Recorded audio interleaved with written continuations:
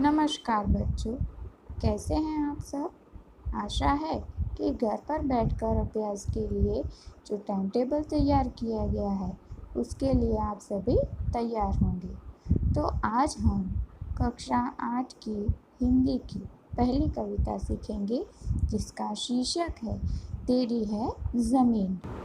इस कविता के अंदर कवि ने भगवान से एक प्रार्थना की है, यानी कि कहा जाए तो ये कविता एक प्रार्थना गीत की तरह भी जानी जाती है, जिसमें ईश्वर के प्रति कृतज्ञता भाव का वर्णन किया गया है। यानी कि भगवान ने हमें जो पृथ्वी दी है, ये शरीर दिया है, प्रकृति दी है, उसके लिए हम उनके धन्यवाद के लिए प्रार्थना करते हैं। साथ ही ईश्वर की सर्वोपरिता को स्वीकार किया है, यानी कि जो बच्चे हैं वो भगवान से कहते हैं कि आप ही सर्वोपरि हैं, सर्वश्रेष्ठ है, आपसे आगे और कुछ नहीं। तो आइए देखिए कविता में और कौन कौन सी बातों का वर्णन है। इस कविता के पास एक छोटा सा चित्र दिया है जिसमें दो बच्चे हाथ जोड़कर खड़े हैं। वे भगवान से क्या प्रार्थना कर रहे हैं, देखें। तेरी है ज़मीं, तेरा आसमां, तू बड़ा मेहरबान, तू बख्शिश कर। यहाँ पर बच्चे भगवान से कहते हैं कि ज़मीन भी आपकी है, आसमान भी आपका है। हे भगवान, हे ईश्वर, हे अल्लाह, हमारी रक्षा करो, क्योंकि आप तो सब पर मेहरबानी करने वाले हो। और इसी तरह हम भी आपके बालक हैं, तो हमारे ऊपर भी मेहरबानी कीजिए या हमारे ऊपर मेहरबान हो जाइए। यहाँ पर एक शब्द दिया है बख्शिश, यानी कि हमें क्षमा कर दीजिए। यहाँ पर बच्चे कहते हैं कि आपकी ज़मीन आपकी है, आसमान आपका है और आप बड़े दिल वाले हैं। कृपा करके अगर हमारी कोई गलती हुई हो तो हमें माफ़ कर दीजिए।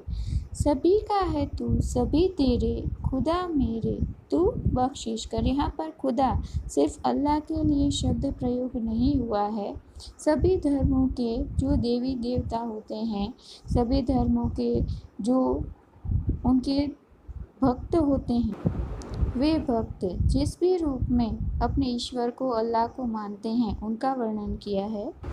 बच्चे कहते हैं कि आप सभी के हैं, सभी आपके हैं, तो कृपा करके हमारी कुछ भी गलती है उसे क्षमा कर दीजिए।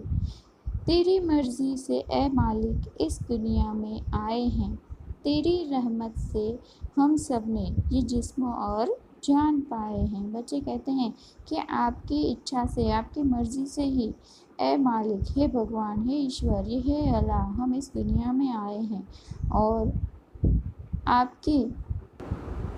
आपकी कृपा के कारण ही हमने जिस्म और जान पाए हैं। यानी कि ये सुंदर सा शरीर हमने आपकी कृपा से ही प्राप्त किया है। तो हे भगवान, हे ईश्वर, हे अल्लाह, आप हमारे ऊपर नज़र बनाए रखना। देखिए आगे कहते हैं कवि, तू अपनी नज़र हम पर रखना, किस हाल में है ये खबर रखना। यानी कि कवि भगवान से प्रार्थना करते हैं कि हमारे ऊपर अपनी नज़र बनाए रखना और हम किस हाल में हैं, दुख में हैं, सुख में हैं, इसकी आप खबर रखना। यानी कि हर परिस्थिति में हमारे साथ आप रहना। तू चाहे तो हमें रखे, तू चाहे तो हमें मारे, तेरे आगे झुका के सर खड़े हैं आज हम सारे। ओ सबसे बड़ी ताकत वाले, तू चाहे तो हर आफत टाले। यहाँ पर कवि कहना चाहते हैं कि आपके हाथ में पूरा संसार है, पूरी दुनिया है। तब बच्चे भगवान से कहते हैं कि अगर आप हमें चाहें तो रख सकते हैं, चाहे तो हमें मार सकते हैं। हम आपके आगे सिर झुकाकर आज खड़े हैं। आप जो भी करना चाहें, आपकी हर बात हम स्वीकार करेंगे। वो सबसे बड़ी ताकत वाले, यहाँ पर बच्चे वर्णन कर रहे हैं कि आप पूरे ब्रह्मांड के सर्वशक्तिमान हैं और सबसे बड़ी ताकत धारण करने वाले हैं। तो हमारे ऊपर कोई भी संकट आए तो उस संकट को टालने की कृपा करना। यहाँ पर छोटे बच्चे भगवान से प्रार्थना करते हैं कि ज़मीन भी आपकी है, आसमान भी आपका है और आप बहुत ही दयालु हैं, तो हमारे ऊपर हमेशा अपनी कृपा दृष्टि बनाए रखना। धन्यवाद।